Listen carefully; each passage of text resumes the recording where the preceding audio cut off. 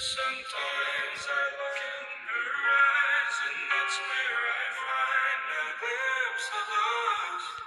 And I try to fall for her touch, but I'm thinking